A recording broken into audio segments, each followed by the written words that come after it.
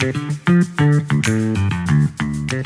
important thing for short turns is we keep the heels together, bended in ankles and knees, upper body forward, hands are in the front. The pole plant is not with the whole hands, only with the wrist. 大家好，这里是由奥地利滑教认证体系与商隐俊联合推出的奥地利滑雪大师课。本课程由奥地利国家级滑雪教官为您执教。And also for the short turns, important is we keep the upper body still.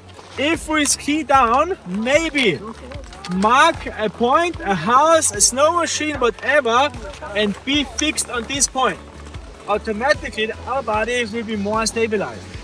Our short turns is not edge to edge. We slide into the turn.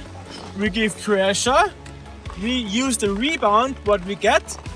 If we steer enough, we get a nice rebound. We use the rebound again for the releasing. We turn the skis, slide in again, give pressure down.